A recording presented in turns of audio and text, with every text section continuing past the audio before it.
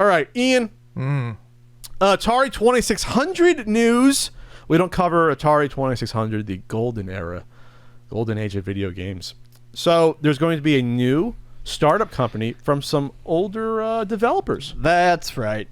Garry and Dan Kitchen, along with Activision co-founder David Crane, have formed Audacity Games, quoting from the GameSpot article, to develop entirely new games on the console, and that's just the beginning, apparently.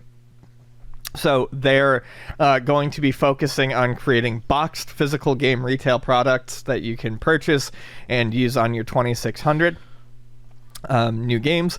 They've also said that every release is going to come with a download of a digital version. This is coming from Garry Kitchen. Every release comes with a download of a digital version with the same serial number, which is Stella emulator compatible. I think that somewhere else they said something about the Retron, probably the Retron 77.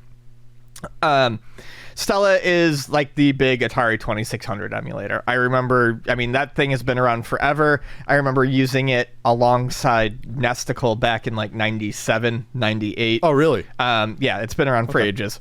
I don't know if it does more than it did then, but, it's one of the longest running emulators. That and Magic Engine are the two that I always think of when I think of ones that have been around for ages. So, real quick, Garry Kitchen, he worked on Atari 2600. He worked on Space Jockey, the Donkey Kong Coleco port, my favorite game, Keystone Capers, and then a game called Pressure Cooker. Yeah, he did Keystone Capers. Also, Garry Kitchen did Battle Tank on the NES. He worked on Super. He worked on Super Battle Tank for the Super Nintendo, and David Crane. He also worked on the Bart vs. Space Mutants and Bart vs. the World. I did not know that. Yeah, I didn't bring those up because those aren't, in my opinion, the shining highlights of his career. No, but and he worked on with David Crane, Boy and His Blob. They worked on it together at Absolute Entertainment. Garry Kitchen's done good stuff. I don't need to bring up the stuff that I don't like. That's one of the more famous games, though. Sure. I don't think Space Mutants is awful. Bart vs. the Space Mutants, especially the first level, is a very interesting idea. It just doesn't control well, and later levels turn into more like platformer type things, and they don't play well. It's a decent use of the IP. They put in cameos and stuff. It's decent. I think Bart vs. the Space Mutants is probably the best of those early Simpsons games. I remember the last one, Radioactive Man, being decent. Did I review that one? I remember that one actually being decent. But anyway. And then David Crane, besides David Crane's Amazing Tennis on the Super Nintendo, absolutely. his most well-known game. His well-known one. He did a little-known game called Pitfall. Not sure if anyone's heard about that. Obviously did Boy and His Blob. And they helped get Activision going, which is important because that was the first major third-party software developer. They basically said, screw you, Atari. We want credit. We can make our own money making games. That's a big deal at the time. In the early 80s. Big deal. So this is interesting. To me, because I wonder how many games we're actually going to see. Obviously, there's still stuff being done in the homebrew scene for Atari 2600, but as time goes on, we see more and more on the NES, the Game Boy, the Super Nintendo. And part of that is obviously because those systems... as much as Pat loves this term, those systems age better. The graphics on something like the Nintendo and Super Nintendo stand up to time better than the graphics on the Atari 2600. But there's also been a lot of tools made for Nintendo homebrew, like the NES Game Maker and whatnot. Now Game Boy. There's a Game Boy one that allow people with less coding knowledge to jump in there and start making something. The Atari 2600 has always been known as a notoriously difficult system to program for and to make games on. So it's interesting to me that two programmers who not only know the hardware but made good quality games on there are interested in bringing something back to that system. And I think that you might see games that are a little bit more exciting than your average homebrew. What's interesting to me is, a lot of times when you see homebrew on the 2600, it's like a challenge that the programmer has with themselves. How closely can we get this arcade game replicated on the 2600? This is interesting to me because it's not going to be a port of Mappy. It's not going to be a port of Galaga. It's going to be new. It's going to be new intellectual property. Yes, it won't be something of maybe dubious legality. That are sometimes sold. It'll be something fresh and new. Here's the interesting thing about Keystone Capers 2. Oh, fuck that. Yes. Keystone Capers for a new generation. Right. Absolutely. What's interesting though to me is something they said that the games they said this in the press release, which is interesting. They're going to be manufactured to order, which is really a weird thing to say in a press release because you're basically saying we're going to not do runs of games. We're going to have these games available forever. Basically, if you want to order one a year from now, we're going to make it and send it out to you. So that tells me that they have to be. I guess there'll be basically flash ROMs on the little carts. They're not going to be using the old EEPROMs or whatever anymore, which is interesting. But I think a lot of the appeal when you go to these, one of the biggest ones is PRG. Every year there's no new homebrews that come out just for that. Or in the past, Classic Gaming Expo, the one I used to have in Vegas. So they make them, and then you have the enthusiasts that show up. We'll do a run of 100 or 150 or 200, and they sell out just about all of them. There. This is not going that route. This is not doing something that's a limited run where you're appealing just to collectors. They're trying to appeal to everyone else. That's where it might falter, though, in my opinion, because you're really going to find out just how much support of a 45-year-old console almost you're going to have now.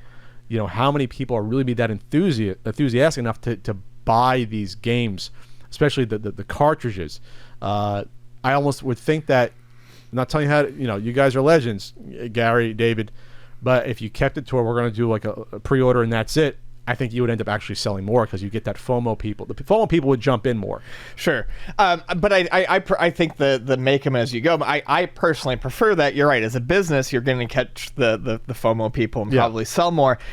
My understanding, I don't know a whole lot about the Atari 2600 homebrew scene, but you mentioned Portland, the big booth that Atari Age usually has where they sell homebrews and stuff like that. I remember approaching them a couple of years ago and asking about a particular homebrew.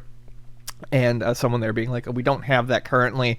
Let me look around. I might be able to slap one together for you. And I was like, oh, huh? And they're like, oh, yeah, no, we basically just hand make all of these. So even when they do these runs at like Portland or whatever. They can still do an extra one? I think it's just they go, we know that this is going to be a popular game at Portland this year. So when they say a run, I'm not certain that it means that it's necessarily limited. It just means that they've got 100 of them ready to go. Sure, but you know what I mean, though. If I say, because this goes back to the NES homebrews and how that developed. Because for many years they were locked at, we're going to sell about 200, 250 homebrews, and that's the audience. That's it. Until they made better games that said, okay, we can sell a lot more now. We can do Mall Brawl. We have limited run backing us. We can come out with maybe sell a few thousand carts. We have stuff like the Haunted games that are a higher quality above. But before that, they were 90%. I'm buying this to collect this. Because it might be a crappy ass game, but I'm going to buy it and collect it because I'm a collector. And it might go up in value because they only made 300 of them. That's all. With this, I also think that it's probably a cost of production thing. It's probably not as much. The Nintendo cartridges, and I'm sure most people at this point know this, but Nintendo cartridges are not one size fit all. You can't just buy 50 Nintendo cartridges and then burn any 50 games onto them that you want. It doesn't work that way. You've got to have special chips and stuff on there depending on the game. You're buying different mapper boards, basically. I'm assuming with Flash Atari cartridges that's at this point, there probably is a cheap one-size-fits-all cartridge. I would think. With a one-size-fits-all shell, and they do. They sit there in front of a printer, and they go, okay, well, we need 5 more of these, so we print them up, and you print the boxes, and you just slap the labels on, but you've got all the basic parts there. There was no Kirby's Adventure for Atari 2600 that went a step above the other games. Yeah, Kirby. I guess Keystone Capers would be it. That'd be the game that'd be it, or River Raid, right? Like those would be the games. Like Activision really got the most out of. So Atari games. They can make them by hand. The reason for announcing that, I'm not certain. It to me is it to imply this sense of it's be real games that we can sell. It's a unique it's a crafted thing, or are they just saying hand, or are they saying that it's hand assembled to alleviate fears of something selling out? I don't know. I'm not sure why they would say that, but either way, I personally don't think it's a bad idea for them to do it that way. They said this is in the press release, with the popularity of retro video games, we saw an opportunity to create new titles for these still popular systems. Audacity co-founder Garry said, it gives us all a chance to design games again for the platforms that help launch our careers. So then he said, David Crane said, for years our fans have been asking us to create new games. We heard you and we've decided to do just that. I've always said that I have as much fun making games as others do playing them, and the retro game systems are my favorites. So what I'll say is this.